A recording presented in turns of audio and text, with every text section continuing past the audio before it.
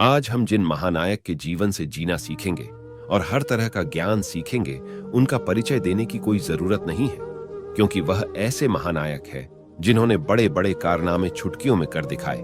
जहां जाते हैं वही विजय प्राप्त करते हैं। आज हम जिनकी बात कर रहे हैं वो है श्री राम भक्त महावीर हनुमान जी के बारे में, जिन्होंने हमें बताया कि भक्त कैसा होता है। जीवन में कोई भी संकट आ जाए लेकिन भक्ति न छूटे, और कभी किसी बात का कोई घमंड नहीं, कोई अभिमान नहीं, कभी दुखी नहीं, कोई परेशानी नहीं। मतलब आप अगर जीवन जीना चाहते हैं तो श्री हनुमान जी महाराज से सीखे। जब हनुमान जी बाल अवस्था में थे तो बहुत चंचल थे। वे बहुत ही मस्ती और करते और अपनी शक्तियों से इधर उधर उड़ जाते।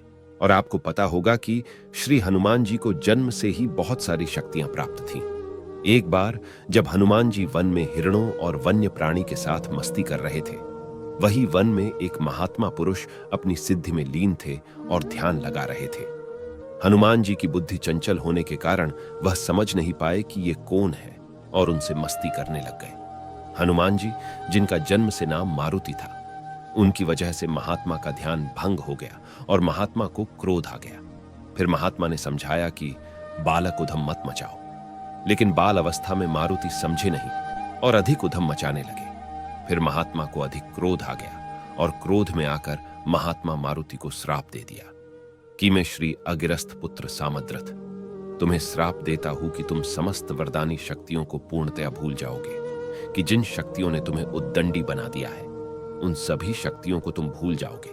जब मारुति को श्राप दिया तो वह मूर्छित होकर गिर गए। इतने में महात्मा समद्रथ के पिता अंगीरथ आए और समद्रथ को समझाया कि मारुति कोई साधारण बालक नहीं है, वे पवन पुत्र है। सामद्रथ अपने पिता से क्षमा मांगते हैं और कहते ही कि मैंने महावीर हनुमान को एक साधारण बालक समझकर श्राप दे दिया।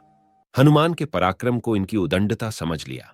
फिर समद्रथ के पिता उनको श्राप वापस लेने को कहते ही, लेकिन परम पिता ब्रह्मा के विधान के अनुसार ऐसा करना असंभव है। फिर महात्मा ने इसका विधान बताया और मारुति को पुनः आशीर्वाद दिया कि प्रभु श्री राम की सेवा में कभी भी आपको शक्तियों की आवश्यकता हो, जो महान व्यक्ति उनको उनकी शक्तियों का स्मरण कराएगा तो उनकी शक्तियों उन्हें पुनः प्राप्त हो जाएंगी और वह अपने कार्य में सफल हो जाएंगे। फिर महात्मा ने भी उन्हें कई सारी शक्तियां प्रदान की। और जब सीता माता का हरण रावण ने कर लिया था, तब समुद्र को पार कोई नहीं कर सकता था, तो जामवंत जी ने श्री हनुमान जी को अपनी सारी शक्तियां याद दिलाई। उन्हें तो यह भी नहीं पता था कि वे भगवान शंकर के 11वें अवतार हैं। उन्हें जामवंत जी ने एक एक बात याद दिलाई और उनकी शक्तियां भी। कहते हैं कि जब हनुमान जी को इंद्र ने वज्र का प्रहार किया, तब मारुति के पिता पवनदेव को क्रोध आया और उन्होंने सारे जगत से वायु को समाप्त कर दिया।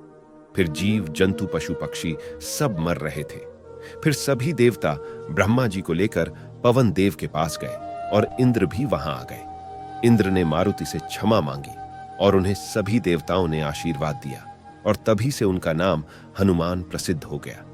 कहते हैं जब हनुमान जी को शक्तियां याद आई और वे लंका की तरफ उड़े और वो जिस पर्वत पर पैर रखकर उड़े तो वह पर्वत 200 गज नीचे चला गया। इतनी शक्ति के साथ उड़े थे। ऐसा आत्मविश्वास था कि वह किसी भी परिस्थिति में खुश रहते और किसी का भी सामना कर लेते।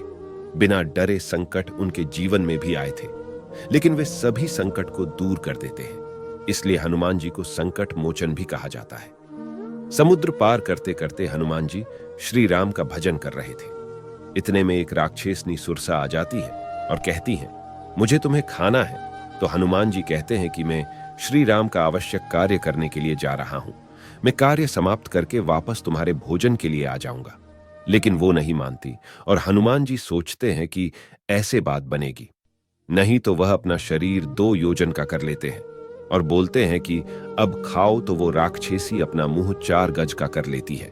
फिर हनुमाजी अपना शरीर 8 योजन का कर लेते हैं, तो सुरसा 16 योजन का करती है, तो हनुमान जी 32 योजन के हो जाते हैं। फिर हनुमान जी अपनी चतुरता से सुरसा के मुंह में जाकर निकल जाते हैं और फिर सुरसा हार मान लेती है और हनुमान जी को अपने कार्य में सफल होने का आशीर्वाद देती है।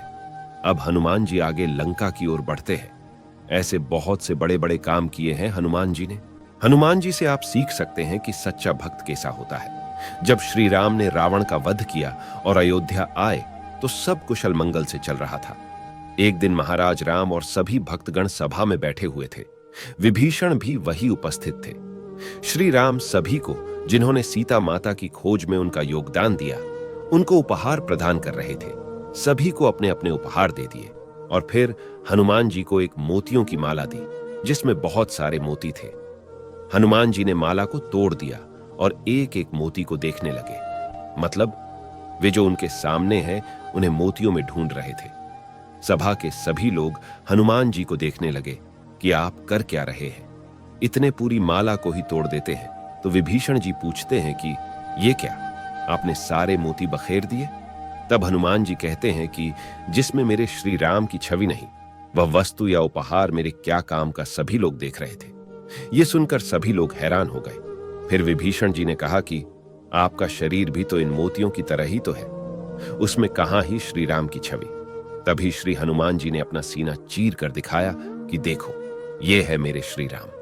ऐसे बहुत सारे कारनामे किए हैं और सीता मां की खोज की।